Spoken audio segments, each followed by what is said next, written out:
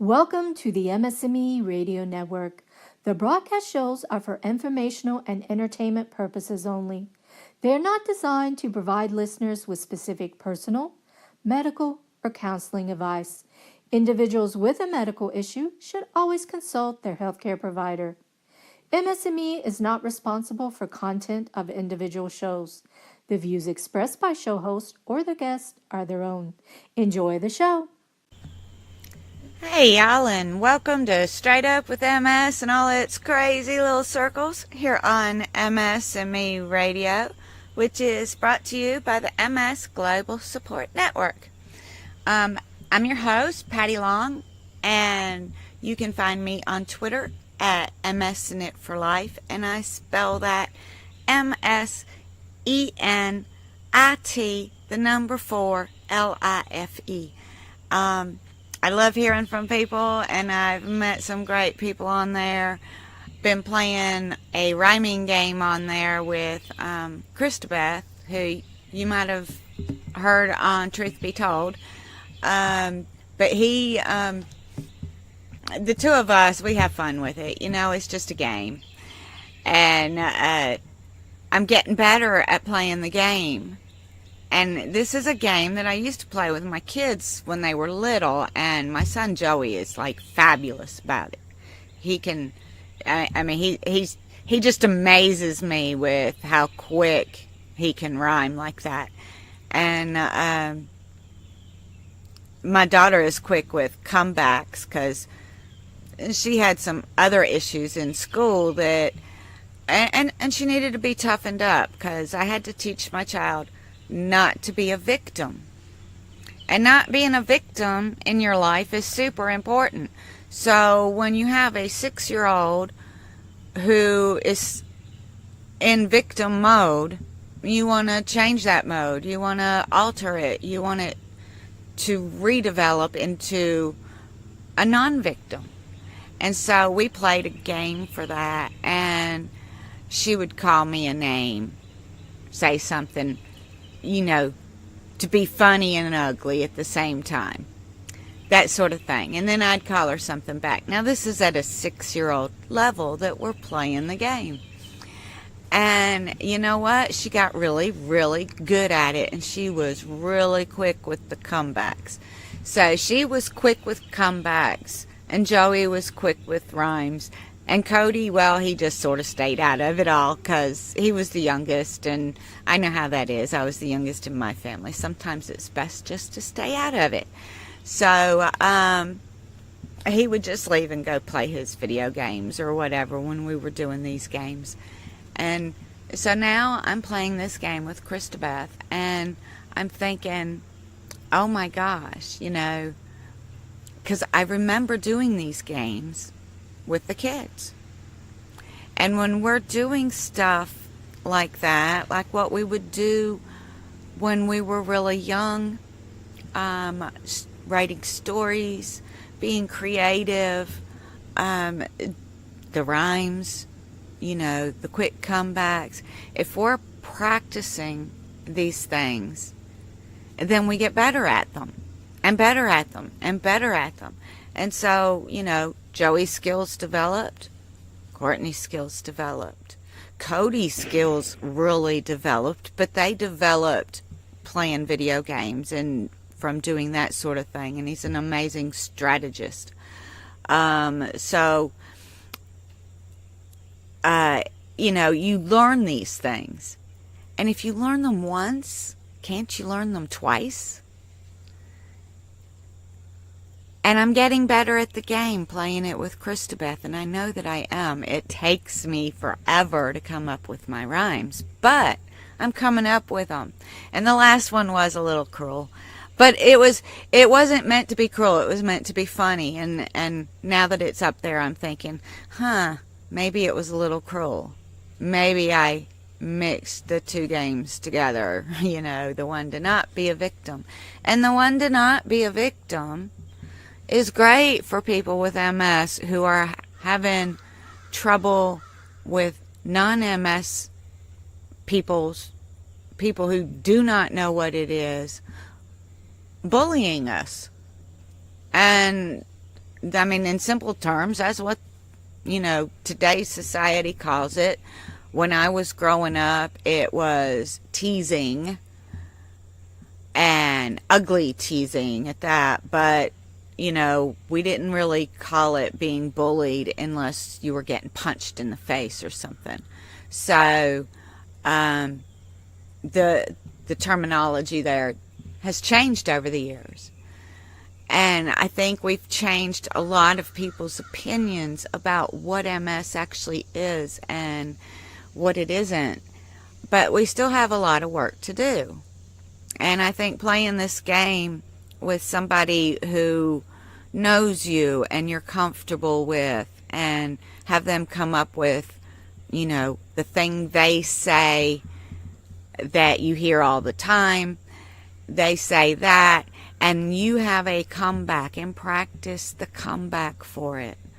And the comeback is kind of smart alecky, but you know what? It makes their mouths drop that you said anything back, that you were not playing the part of the victim, and that you were not going to settle for being the butt of their jokes, and it's really important, I think, that people stand up for themselves and do this, because if you don't stand up for yourself, you can't expect anybody else to. But when you do stand up for yourself, you're going to find you've got a bunch of other people that are supporting you. It may not be the people you think it's going to be. It may be completely what had been strangers to you. It may be all new people, but it does happen.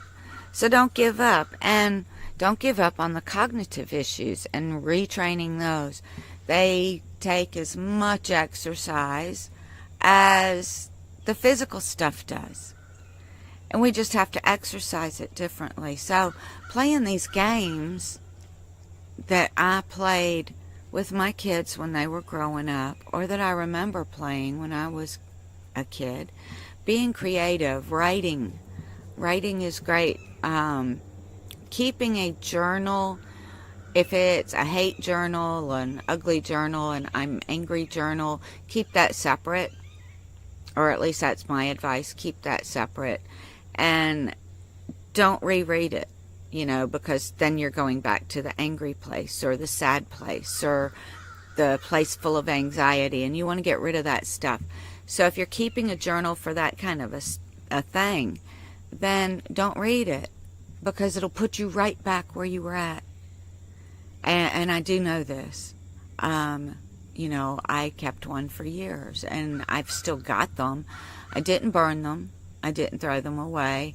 I tucked them in a box somewhere, and now I'm going to have to clean out the box and do something else with them, because maybe someday I want to go back and write about that time of my life, and most of it is in those journals, because I don't remember things, and that's probably a good thing, that I don't have as much of a memory.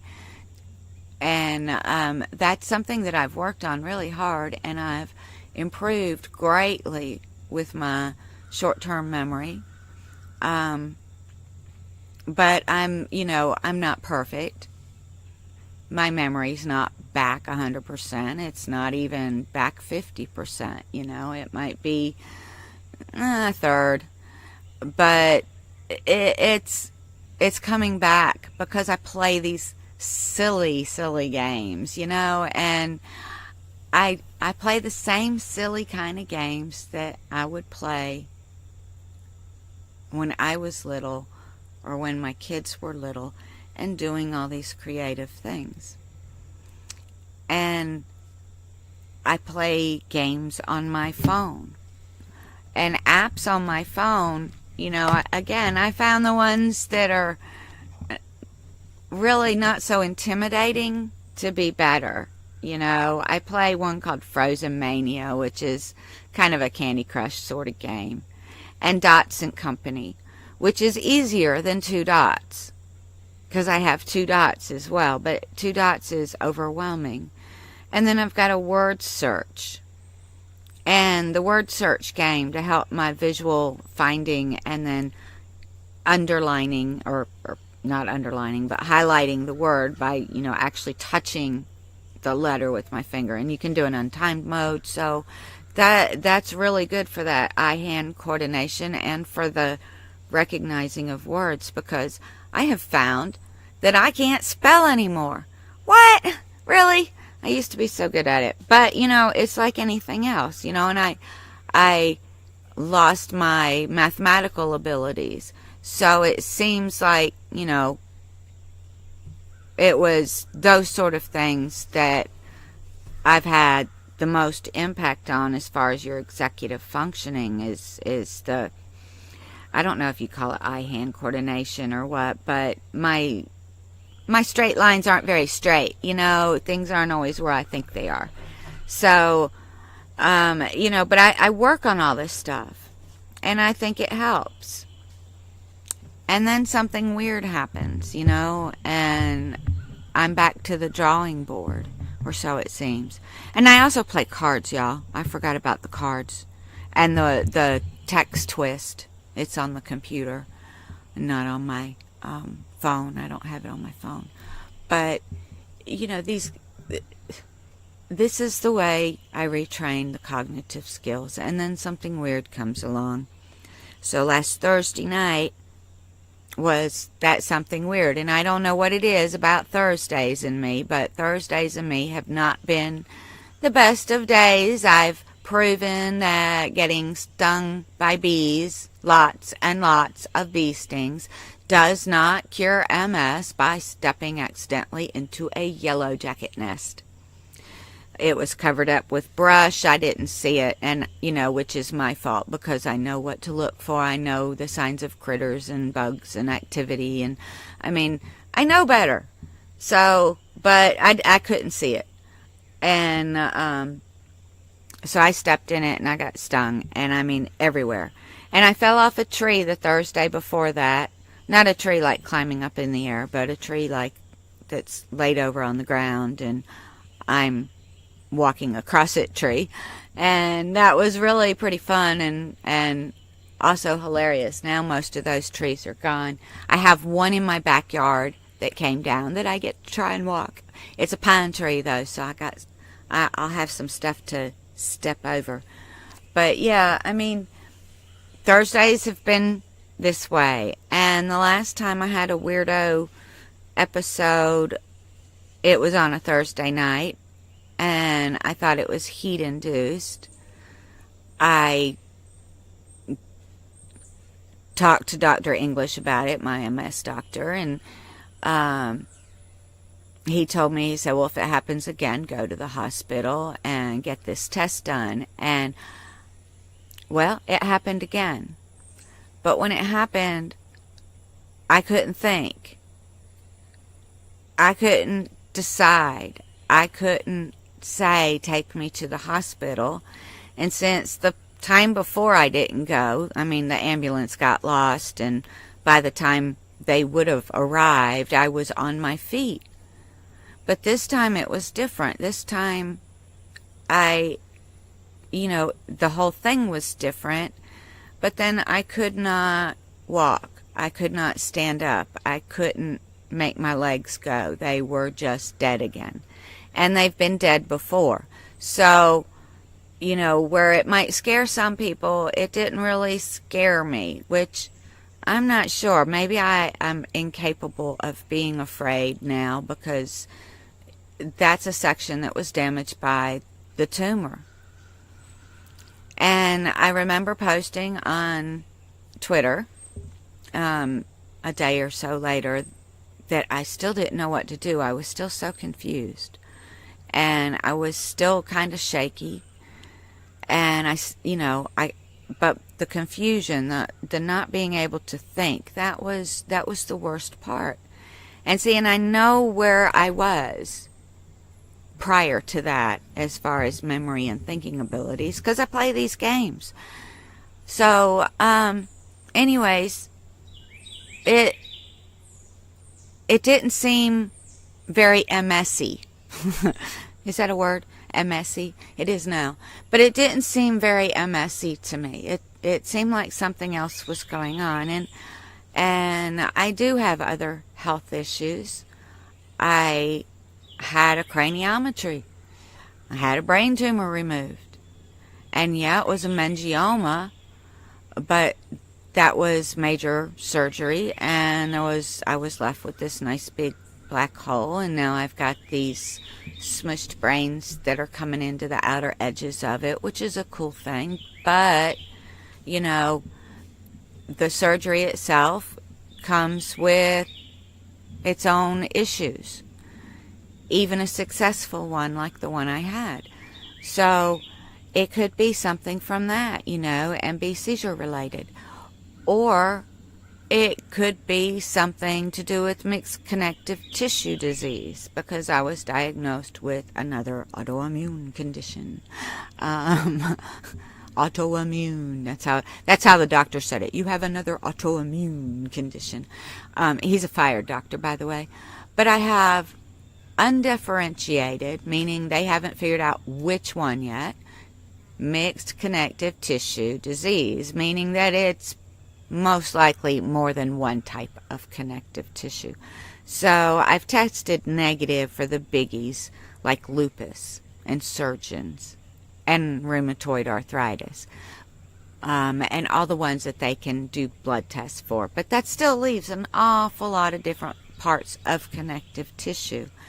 So I have already been to a cardiologist, and I currently have on this pretty little heart monitor thing that keeps up with you for 24 hours to see and make sure there's no abnormal rhythms there. I don't expect there to be, but, it's better sometimes to err on the side of caution. Oh, you are loud, Birdie. Come on down. But the point is, everything isn't MS. Sometimes it's something different. And because of this, and this being my second time of something similar happen like this, I am going to have an EEG. And that'll be later on this week, so I can't tell you how that goes. But, you've got to remember that while we have MS, everything may not be MS. And so when I said it on Twitter that I had some sort of weirdo spasticity attack, and it wasn't a normal MS it wasn't the normal MS spasticity. And people were like, you shouldn't say that. And I guess saying normal MS spasticity wasn't really what I meant. What I meant was what happened, while it seemed very much like spasticity, wasn't like spasticity, because it also included my ability to think and understand and know what to do and all of that. So it wasn't normal. And after talking to my doctor, this was scheduled.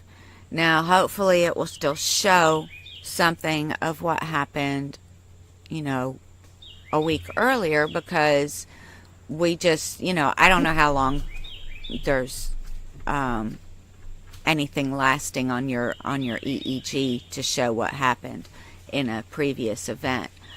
But it will show what the residual effects are. So I'm really looking forward to it. And as always, I'm going to get a copy. I got a copy of my short EKG yesterday when I went to see the cardiologist. And it's always interesting for me to look at these. Now, I'm not a cardiologist. I don't know how to read it. But I know that my little short one was normal. And I know how it looks. And I know one should kind of resemble the other. And I think when it comes to my brain waves and all of that, I think it would be the same. Your right half and your left half should be about the same. But I don't know. and then front to back. And there's all these different directions that they take and compare and get the patterns for. So, and I don't know what my doctor has ordered. So we'll see about that. And, you know, those EEGs really measure mostly the top areas of your brain and not the inside middle deeps. Now, that may be old knowledge, but we'll find out, because I'll find out. So I'll let y'all know. But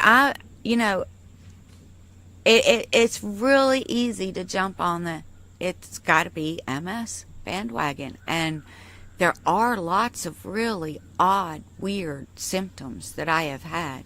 A lot of them are skin sensations, like something is poking you in one spot, and then it moves and it jumps all over you. Or that little burn sting that jumps all over you, I should say. But there's that, and then there's the one where something rubs against you once, and you feel it like it's an echo or something, and it just keeps on, and you keep on feeling it over and over and over and over and over.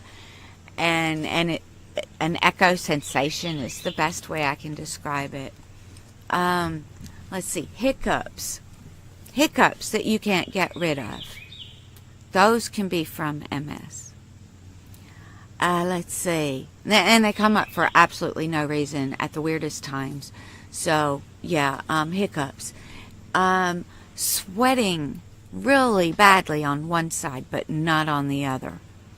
That can happen from MS. So there's all these weird symptoms. So how do you know what's what? Well, you ask somebody. You ask somebody with more experience. You ask your doctor if your doctor is available to you to ask. You know, sometimes it's hard for patients to reach their doctors, and I know that because there was no way that I could have reached my first neuro. But this one, as soon as I had brains enough to think, hey, I need to call my doctor, you know, I was able to get in touch. So, and then there was confusion. I think he's got a new nurse. But anyways, it's just, don't blame everything on MS, because something might be going on in the background. And they'll do a big long series of blood tests when they do your tests. And you need to be proactive and keep up with those, because like say your vitamin D level, it's normal, it's in the normal range, but is it in the top of the normal range? Because that's where I want mine, is at the top of the normal range. And my doctor's going to be told everything's normal. Okay, well, if I don't look, then I don't know. It's getting the wintertime. Yeah, this makes sense. I should add some more vitamin D, because it is no longer at the top. You know, and this is something I keep up with. And my liver function tests, I look at those tests too. And I don't want them to be at the top of the normal range. I would rather them being in the middle of the normal range, because when they get in the top of the normal range, that is when you might start having issues with your liver. And some of our medicines, many of our medicines, go through your liver, and that's why there's warnings on there for your liver. So as long as you're keeping an eye on your liver function tests, you're in good shape. Now, my liver function has always bounced between high normal and low high since, I don't know, 20 some years ago, because I was on a medication for a stomach hernia that was recalled for liver damage. And it was with long-term use, heavy usage, etc. And I took it 5 times a day to keep from puking my guts out. So I don't have liver damage per se, but I do have enzymes that stay towards the high side. So I need to be careful with that. I need to look at those numbers. I need to keep those numbers down. And I need to keep my vitamin D up.